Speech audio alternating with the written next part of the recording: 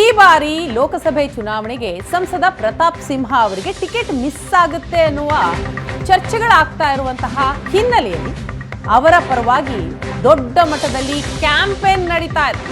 ಸಂಸದ ಪ್ರತಾಪ್ ಸಿಂಹಗೆ ಈ ಬಾರಿ ಮೈಸೂರು ಟಿಕೆಟ್ ಮಿಸ್ ಆಗುತ್ತಾ? ಪ್ರತಾಪ್ ಸಿಂಹ ಬೆಂಬಲಕ್ಕೆ ನಿಂತಿದ್ದಾರೆ ಮೈಸೂರು ಕೊಡಗು ಜನ. ಪ್ರತಾಪ್ ಸಿಂಹ ಪರ ಮೈಸೂರಿನಲ್ಲಿ ಸಾಲು ಸಾಲು ಪ್ರತಿಭಟನೆಗಳಾಗ್ತಾ ಇದೆ.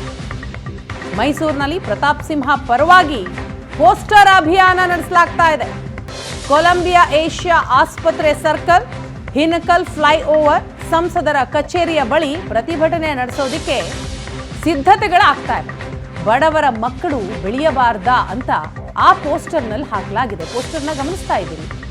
ಬಡವರ ಮನೆಯ ಮಕ್ಕಳು ಬೆಳೆಯಬಾರ್ದಾ? ರಾಜಕೀಯದಲ್ಲಿ ಒಕ್ಕಲಿಗ ಎಂಬ ಕಾರಣಕ್ಕೆ ಪ್ರತಾಪ್ ಸಿಂಹ ಅವರಿಗೆ ಟಿಕೆಟ್ ಇಲ್ಲವೇ? ಹಿಂದೂಗಳ ಪರ ಮಾತಾಡಿದ್ದಕ್ಕಾಗಿ ಪ್ರತಾಪ್ ಸಿಂಹಗೆ ಟಿಕೆಟ್ ಕೊಡೋದಕ್ಕೆ ಮೀನಾಮೇಷವೇ?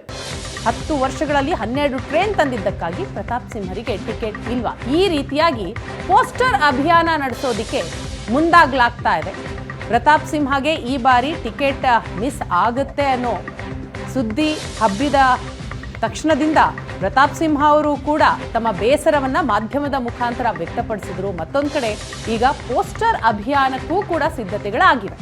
ಹಾಗಿದ್ರೆ ಏನಾಗ್ತಾ ಇದೆ? ಅಭಿಯಾನ ಯಾವ ರೀತಿ ನಡೆಸಲಾಗ್ತಾ ಇದೆ? ಡೀಟೇಲ್ಸ್ ಕೊಡ್ತಾರೆ ನಮ್ಮ ಮೈಸೂರು ಪ್ರತಿನಿಧಿ ಮಧು ಎಂ ಚಿನ್ಕುರುಡಿ ಸಂಪರ್ಕದಲ್ಲಿದ್ದಾರೆ. ಮಧು, ಪ್ರತಾಪ್ ಸಿಂಹಗೆ ಟಿಕೆಟ್ ಮಿಸ್ ಅನ್ನುವಂಥ ವಿಚಾರನೆ ಬಹಳ ದೊಡ್ಡ ಮಟ್ಟದಲ್ಲಿ ರಾಜ್ಯಾದ್ಯಂತ ಸದ್ದು ಮಾಡ್ತಾ ಇರೋದು. 11 ಗಂಟೆಗೆ ಏನೋ ಪ್ರತಿಭಟನೆ ಎನ್ನುವಂಥ ಮಾಹಿತಿಗಳು ಬರ್ತಾ ಇರುವಂಥದ್ದು ಮೈಸೂರು ಮತ್ತು ಕೊಡಗಿನಲ್ಲಿ. ಯಾರೆಲ್ಲ ಬರ್ತಿದ್ದಾರೆ? ಯಾವ ರೀತಿಯ ಪ್ರತಿಭಟನೆ? ಬಹಳ ದೊಡ್ಡ ಮಟ್ಟದಲ್ಲಿ ಪ್ರತಾಪ್ ಸಿಂಹ ಪರವಾಗಿ ಬೆಂಬಲ ವ್ಯಕ್ತ ಆಗ್ತಾ ಇದೆಯಾ ಹೇಗೆ ಅಂತ? ಹೌದೌದು ಕೃಷ್ಣ, ಏನಂತ ಹೇಳಿದ್ರೆ ಈಗ ನಿನ್ನೆಯಿಂದನೂ ಕೂಡ ಸಾಕಷ್ಟು ಸಂಖ್ಯೆಯಲ್ಲಿ ಪ್ರತಾಪ್ ಸಿಂಹ ಅವರು ಮಾತಾಡಿ ಹೋದ ನಂತರದಲ್ಲೂ ಕೂಡ ಈಗ ಅವರ ಬೆಂಬಲಿಗರು ಬೀದಿಗಿಳಿದು ಹೋರಾಟವನ್ನ ಮಾಡ್ತಾ ಇರ್ತಕ್ಕಂಥದ್ದು. ಎಲ್ಲ ಒಂದು ಕಡೆ ಇನ್ನು ಟಿಕೆಟ್ ಅನೌನ್ಸ್ ಆಗದೆ ಇದ್ರು ಕೂಡ ಪ್ರತಾಪ್ ಸಿಂಹ ಅವರು ಆಡಿದ ಮಾತುಗಳನ್ನ ಗಮನಿಸೋದಾದ್ರೆ ಅವ್ರಿಗೆಲ್ಲೋ ಮಿಸ್ ಆಗ್ಬಿಡ್ತಾ ಇದೆಯಾ ಅನ್ನೋ ಒಂದು ಆತಂಕದಲ್ಲಿ ಇರ್ತಕ್ಕಂಥ ಅಭಿಮಾನಿಗಳು ಇವತ್ತು ಬೀದಿಗಿಳಿದು ಹೋರಾಟವನ್ನ ಮಾಡ್ತಿದ್ದಾರೆ. ಸಾಲು ಪ್ರತಿಭಟನೆಯನ್ನ ಮಾಡಿ ಅವರ ಪರವಾಗಿ ಸೋಷಿಯಲ್ ಮೀಡಿಯಾಗಳಲ್ಲಿ ಕ್ಯಾಂಪೇನ್ಗಳನ್ನ ಮಾಡೋದ್ರ ಮೂಲಕವಾಗಿ ಒತ್ತಡವನ್ನ ಹಾಕುವಂಥದ್ದು, ಜೊತೆಗೆ ಪ್ರತಾಪ್ ಸಿಂಹ ಅವ್ರಿಗೆ ಈ ಬಾರಿ ಟಿಕೆಟ್ ಅನ್ನ ಕೊಡ್ಬೇಕು ಅನ್ನೋದನ್ನ ಸ್ಪಷ್ಟವಾಗಿ ಹೇಳುವಂತ ಸಂದೇಶವನ್ನ ಕೂಡ ಸಾರ್ತಾ ಇದ್ದಾರೆ. ಇವತ್ತು ಕೂಡ 3 ಕಡೆಗಳಲ್ಲಿ ಪ್ರತಿಭಟನೆಗೆ ಪ್ಲಾನ್ ಅನ್ನ ಮಾಡ್ಕೊಂಡಿರ್ತಕ್ಕಂಥದ್ದು.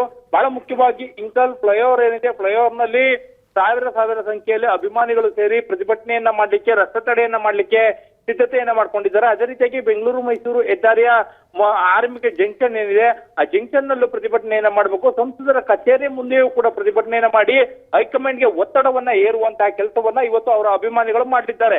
ಬೆಳಗ್ಗೆ 11 ಗಂಟೆಗೆ ಈ ಪ್ರತಿಭಟನೆಗಳು ಶುರುವಾಗ್ತವೆ.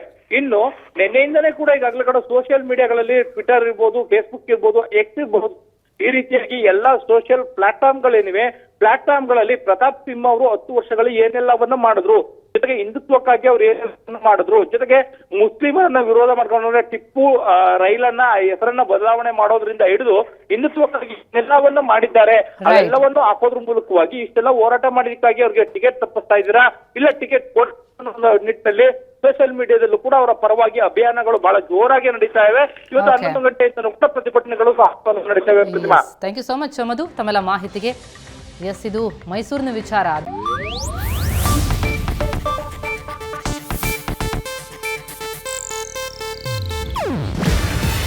ಇದು ಏಷ್ಯಾನೆಟ್ ನ್ಯೂಸ್ ನೆಟ್ವರ್ಕ್ ಪ್ರಸ್ತುತಿ. ನೀವು ನೋಡ್ತಿದ್ದೀರಾ ಏಷ್ಯಾನೆಟ್ ಸುವರ್ಣ ನ್ಯೂಸ್.